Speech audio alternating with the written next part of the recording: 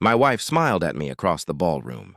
Crystal chandeliers, silk gowns, the polite laughter of people who had never worried about survival. Her phone vibrated in her hand. She glanced down. A small, private smile curved her lips. I saw it because I was watching her. I had been watching her for months. She typed quickly. Then she looked up at me and raised her champagne glass. "To us," she mouthed. My phone buzzed. Not from her. From the private investigator. A screenshot. Her message, forwarded in real time. He suspects nothing. After tonight, we're free. The sender's name, Daniel. 3 years. 3 years of shared beds, shared lies, shared plans. And there she was, radiant in red silk, playing the devoted wife at a charity. Gala hosted in my name. 400 guests. 400 witnesses. She thought I was blind. I wasn't smiling. I was calculating.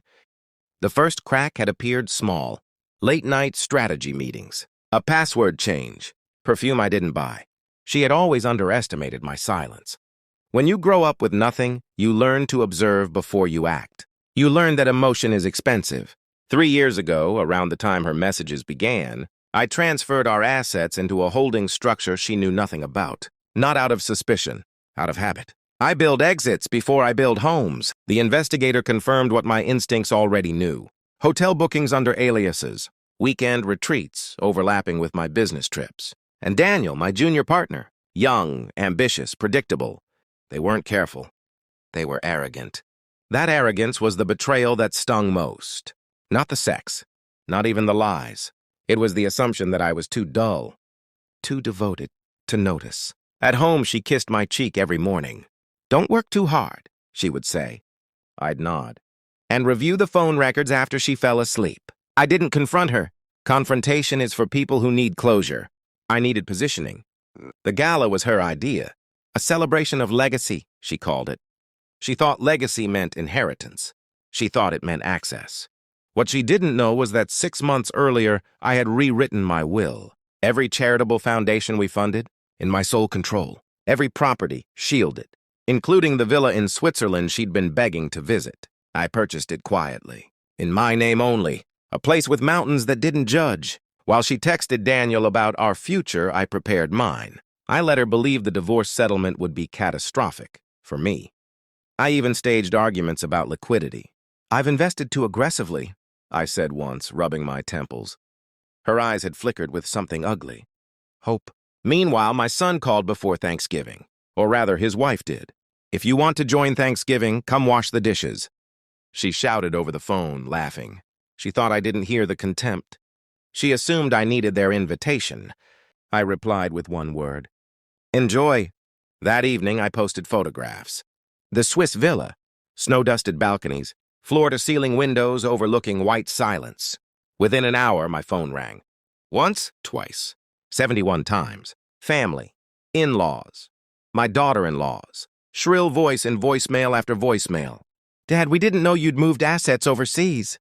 No, you didn't, because greed makes people careless, and I had been watching all of them. Back in the ballroom, the speeches began. Applause echoed against gold-paneled walls. My wife reached for my hand. I let her hold it. Her palm was warm, her pulse steady. She thought she was hours away from freedom. When my name was announced, I walked to the stage slowly, measured steps.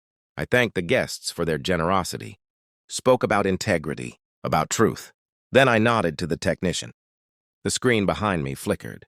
First, an image of us, wedding day, smiling. Then hotel security footage. Her, Daniel, kissing in a lobby 3 months ago. A collective inhale rippled through the room. I continued speaking, calm, almost gentle. "For 3 years, my wife has been conducting an affair with my business partner. Tonight seemed an appropriate time to clarify my legacy." More screenshots appeared. Messages. "Transfers!" Plans to wait until the divorce. Her face drained of color. She stood abruptly. "This isn't what it looks like." I looked at her. Really looked at her. It's exactly what it looks like. Silence crushed the ballroom. Daniel tried to leave. Security stopped him. I didn't shout. I didn't accuse. I simply presented evidence. Truth doesn't need volume. After the presentation, I handed my wife an envelope. Divorce papers, pre-signed. Asset separation documents already filed. You can't do this, she whispered. I already did. Her composure shattered. Tears, pleas, excuses. I was lonely. You were strategic, I corrected. Daniel lost his partnership that night. The board had received the evidence an hour earlier. My wife lost access to every account she thought she controlled. And the guests? They lost their illusions. I stepped down from the stage, while she stood frozen beneath the glow of a projector that still displayed her betrayal in high definition. Psychological devastation is quieter than rage. It's the moment someone realizes the game ended long before they knew they were playing. I left the gala alone. Outside, winter air bit my skin. Clean, honest. My phone buzzed again, missed calls stacking up from family members who suddenly remembered my value. I turned it off. In Switzerland, the mountains don't care about infidelity. They don't gossip. They don't beg. They stand, solid, unmoved. 3 years she believed I was blind. 3 years my daughter-in-law believed I was small. They all mistook silence for weakness. It was never weakness. It was preparation. I didn't destroy her. I revealed her. And when the truth is exposed under bright lights, there's nowhere left to hide. I no longer felt anger, only clarity. Some betrayals deserve forgiveness. Others deserve an audience. I gave her one. And then I walked away, untouched, unburdened, and finally alone by choice.